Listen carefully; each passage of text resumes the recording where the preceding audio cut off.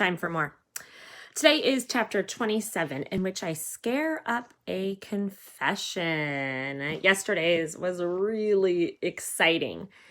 And at the end of the chapter, we learned that Nell will be playing the role of the bank teller's ghost.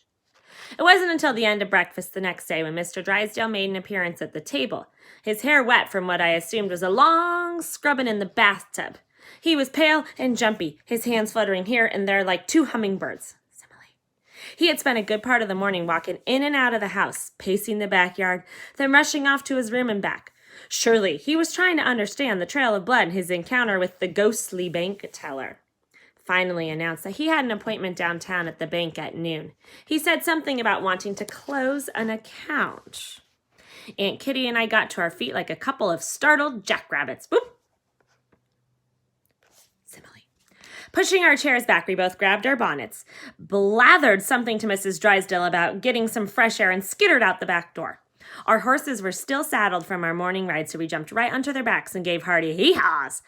Aunt Kitty set the pace at a gallop as we made our way down the tree-lined back roads for town. "We've got to get you into disguise," she called over her shoulder. "We'll go straight to Mr. Pinkerton's office. He'll have the costume there. We can't waste a minute." When we reached the small room Mr. Pinkerton had rented over the post office, Detective Webster let us in. We quickly gave them all the news they needed, knowing that Mr. Drysdale was surely preparing for his meeting at the bank.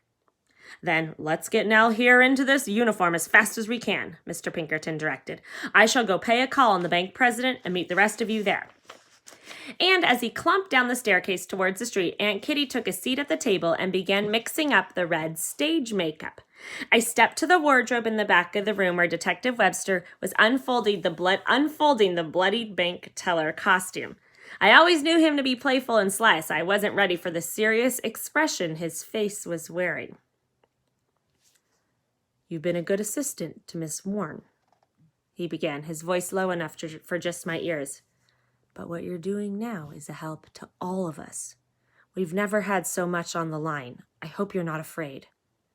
I shook my head. I wasn't afraid of too many things in this life, just loneliness.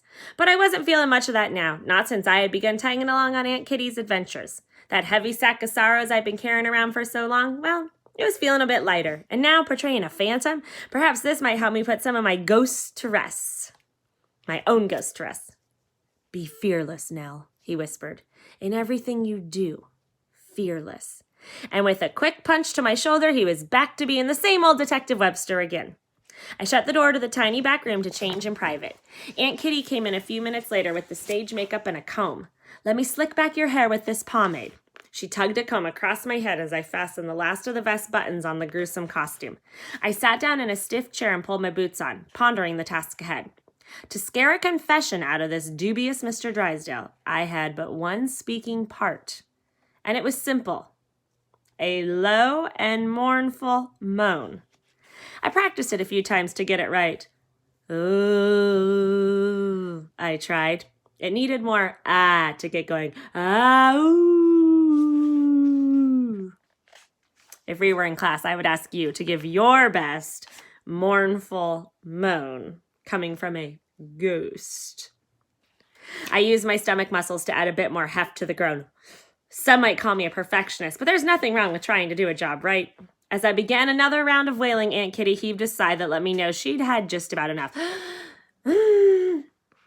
I tugged Mr. Green's messy hat onto my head, and I caught sight of my reflection in the window glass.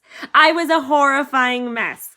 Aunt Kitty had applied the red stage makeup in a gloopy pile on the side and back of my head, and it looked unpleasantly real. As I straightened on the bank teller jacket, I noticed more red goop on my shoulder and one arm. It was so gruesome as to be humorous, and I couldn't suppress the urge to smile at my appearance. Aunt Kitty came to stand right behind me, taking in my reflection, too. "Mr. Pinkerton seems to think you have the right spirit," she began, fussing over a stream of fake blood on my shoulder. "I want you to know that you will not be in danger at any moment now. If anything goes awry, we will all be there for you. Do not panic." I started to ask her if she'd ever seen me in panic in all the times that we'd been together, but I didn't want to argue with her now. Not when she'd finally come around to the notion of me portraying the ghostly bank teller. "I could tell you weren't too happy last night in the garden. You don't think..." Oh, Wrong voice. I could tell you weren't too happy last night in the garden. You don't think I'm good enough to be a detective's assistant, but that's all right.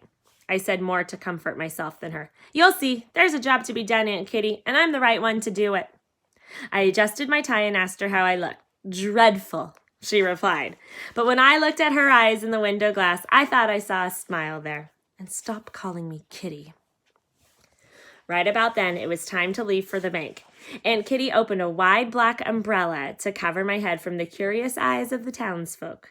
And Detective Webster strolled right in front of me, creating a burly barrier between my unsightly appearance and any passerbys on the sidewalk to the bank.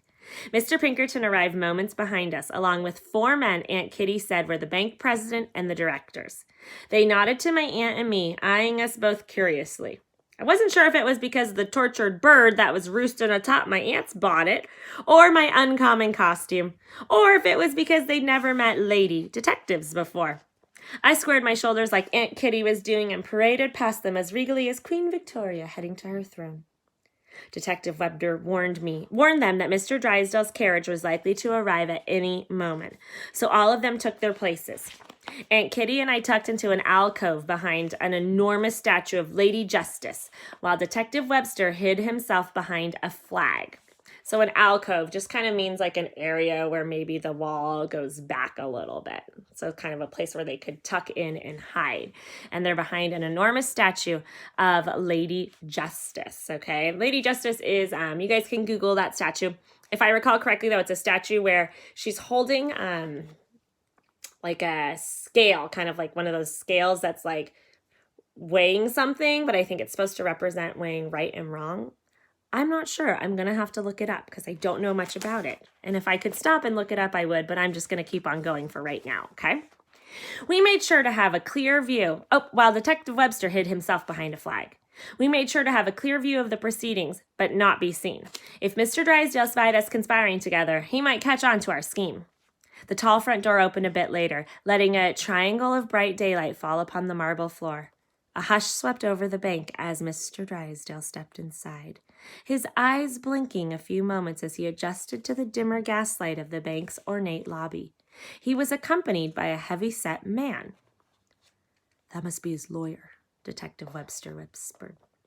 Mr. Pinkerton and the bank directors greeted Mr. Drysdale and his companion, and they all began a conversation that I could not follow from my vantage point. I got myself distracted by thinking about the fairness of what we were doing. What if Mr. Drysdale had done no wrong? Was it right of me to terrify this poor man? I scratched my head as these thoughts poked at my conscience, and then I saw the bloody goop on my fingertips. Maybe he was innocent. But then again, maybe not. Aunt Kitty stepped aside and nodded for me to pass, giving my arm a quick squeeze. Now is your moment to shine. I gave her a squeeze back, then stepped out from behind the statue. Mr. Pinkerton and the other men were arranged with their backs to me in a horseshoe around Mr. Drysdale, which somehow afforded our suspect the only clear view of my antics. So that means Mr. Drysdale is here, and then all the other people are kind of in a horseshoe shape around him, and Nell's going to come from this side, which means that only Mr. Drysdale is going to be able to see Nell. As the others talked on, Mr. Drysdale fixed on me with a look of such terror. I thought his 2 eyes could have popped out of his head and splattered onto the marble floor like a pair of goose eggs. I approached their group with a few staggering steps, my arms outstretched before me like a member of the Walking Dead. I expected Mr. Drysdale to recoil backwards, perhaps even turn and run for the door, but instead he stood frozen to the ground as if his feet were blocks of ice. Still a simile, like or as can be a simile. The only part of his buggy-eyed body to move was his jaw, which flapped open and shut but produced no sound. I felt a few coins shift in the pocket of my bloodied bank teller's jacket, so I pulled out what I found. There were a few bills tucked inside as well, so I decided to add my own theatrical flourish. I let the money spill through my fingers as I emitted the low and mournful groan that I had been rehearsing. Oh! And that did the trick. You again? Mr. Drysdale shouted, finally pulling his eyes from my ghostly form. I can't take it anymore. I am guilty, guilty. I'm haunted each and every night by you. This money is cursed. When we boarded the train back to Chicago that evening, I was still walking on air. Aunt Kitty may have heard enough, but my ears never tired of listening to Mr. Pinkerton and Detective Webster compliment my performance. I tried to keep the satisfied grin off my face, but it was no use. As the wheel started turning, I scooched up against the window, tucking myself in behind my reading. While I wished I could share my adventures with Gemma on the journey home, I couldn't wait to get back to the boarding house and the envelopes waiting for me there. I set my cigar box full of Gemma's old correspondence on the bench beside me, and I opened a few newspapers scavenged from the depot. That's like the train station. There were stories of the Apache Wars in the Wild West, a new circus act called a Flying Trapeze, and Abraham Lincoln arguing that Kansas should be a free state and not slave. I breathed a happy sigh, letting my cup of happiness runneth over as the train picked up speed for Chicago. Not only did I have a new dress and a thrilling news story, I had the good company of Gemma's letters, the Mississippian and State Gazette, and Honest Abe Lincoln to see me home. End of that chapter, and end of that case that they were working on as well as they head back to Chicago.